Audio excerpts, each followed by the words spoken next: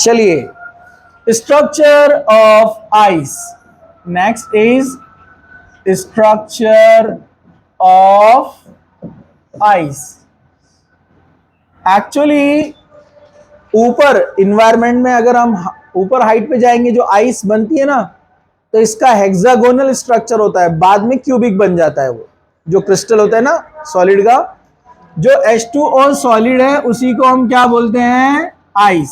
Solid H2O is called ice. तो actually ये hexagonal structure form करता है, हेक्सागोनल। ओके, जो बाद में लो टेम्परेचर पर क्या बन जाता है? क्यूबिक। ओके, ये हेक्सागोनल स्ट्रक्चर कैसे बनाता है जरा ध्यान से देखो। और ये जो स्ट्रक्चर होता है ये 3 डायमेंशनल होता है। क्या होता है ये? 3 dimensional structure. 3 dimensional structure of ice. जरा ध्यान से देखिए इसको आप, बहुत सिंपल है। जब डेफिनेटली आप उसको फ्रीज करते हैं तो फ्रीज करने से molecule get come closer to each other, वो एक दूसरे के नजदीक नजदीक आते हैं। ऑलरेडी हाइड्रोजन बॉन्डिंग है, अब ये हाइड्रोजन बॉन्डिंग और ज्यादा सिस्टमेटिक हो जाती है। तो कुछ इस तरह से इसका स्ट्रक्चर तैयार होता है। देखिए यहां पर, जैसे ये है ऑक्सीजन, ये कौन है? ऑक्सीजन। और उसको लगे यहां पर कौन? 2 hydrogen. See, this is the hydrogen. ये हाइड्रोजन, ये hydrogen. Partial positive, partial negative, partial positive. अब वो क्लोज हो जाएंगे तो ये बॉन्ड बहुत स्ट्रॉन्ग फॉर्म करने वाला है। ये हाइड्रोजन बॉन्डिंग से कनेक्ट होता है विथ ऑक्सीजन। मैं इसको थोड़ा अलग कलर दे देता हूं बाद में, ठीक है? ये ऑक्सीजन, इसको वाइट दे देते हैं। ये बीच में बता रहा है कि ये मॉलिक्यूल्स कैसे कनेक्ट है। ये हेक्सागोनल स्ट्रक्चर इस तरह से फॉर्म करता है।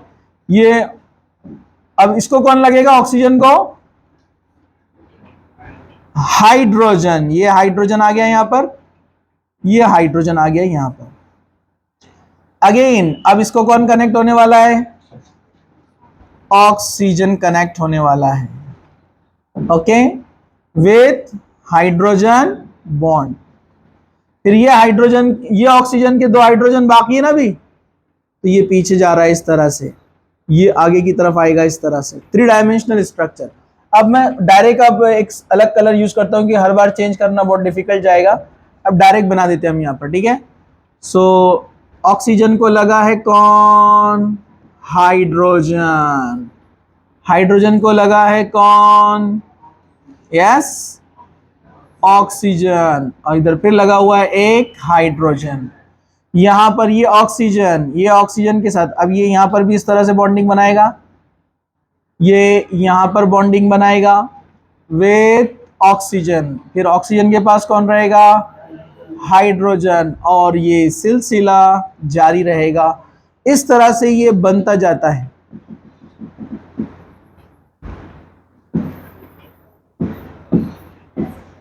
समझा? आपको काफी टाइम जाएगा उसको बनाने के लिए, आप समझ गए होंगे वैसे। ओके, तो ये 3 डायमेंशनल स्ट्रक्चर इस तरह से बनाता है आइस। डेफिनेटली जब वो एक क्रिस्टल स्ट्रक्चर बना रहा है solid, definitely there will be empty pores inside. बहुत निग्लिजिबल है, लेकिन जब क्वांटिटी बढ़ेगी तो वो निग्लिजिबल पार्ट भी बड़ा हो जाता है ना, तो उसमें एम्प्टी पोर्स है, गैप्स है, जिसकी वजह से उसकी डेंसिटी क्या होती है? Less. Density of what? Ice is less than liquid water. Density of ice less than water. Water से इसका डेंसिटी कम होता है। क्यों? बीच में एम्प्टी गैप्स है ना, तो इस वजह से वो पानी के ऊपर तैरता है। बराबर है कि नहीं? वो भी पानी है, वो भी H2O है, आइस, और वाटर भी H2O है, लेकिन दोनों को जब आप मिक्स करते हो तो वो ऊपर तैरता है। बराबर है कि नहीं? देखो अल्लाह ताला ने कितना जबरदस्त सिस्टम बनाया। आपको पता है ये जो बहुत सारे रीजन ऐसे जहां पर टेम्परेचर एकदम 0 के करीब चला जाता है, तो वहां जो लेक्स होते हैं ना, लेक्स, रिवर्स वगैरह, झीलें, उसके ऊपर बर्फ की लेयर बन जाती है, मोटी लेयर। देखे ना आपने? वो टूट जाती है तो अंदर चला जाता है कोई भी उसमें, ठीक है? तो वो लेयर क्यों बनती है आपको पता है? उसके पीछे भी जबरदस्त इकोलॉजिकल बैलेंसिंग बोलते हैं उसको, लेकिन हम तो बोलते हैं वो ऊपर वाले की तरफ से है, अल्लाह की तरफ से। वो लेयर प्रोटेक्ट करती नीचे वाले जो उसमें मरीन लाइफ है यानी फिशेस वगैरह को, जिससे अंदर का टेम्परेचर ज्यादा रहता है और ऊपर का टेम्परेचर कम रहता है, तो उनको ज्यादा ठंडक नहीं लगती है। समझा आपको? ठीक है, तो ये एक लेयर प्रोटेक्ट करती है। तो डेंसिटी डिफरेंस, डेंसिटी की वजह से एक तो ऊपर भी आ जाती है, और जब वो ऊपर से सॉलिड जम जाती है, आइस बन जाता है, तो नीचे वाला जो है लिक्विड वैसे ही रहता है क्योंकि उसका टेम्परेचर ऑलरेडी ज्यादा है। ठीक है, ओके। तो ये डेंसिटी क्या होती है इसकी, कम होती है, इसलिए it float on the surface of water, water के ऊपर तैरता रहता है आइस। ओके,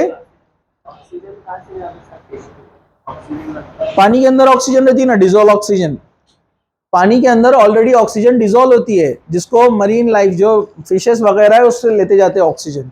ठीक है, हाइड्रोजन इनसॉल्युबल है वाटर में, पढ़े ना अपन इसी चैप्टर में, लेकिन ऑक्सीजन सॉल्युबल है। Okay, so this is about the structure of ice. ठीक है, चलो हम आगे बढ़ते हैं।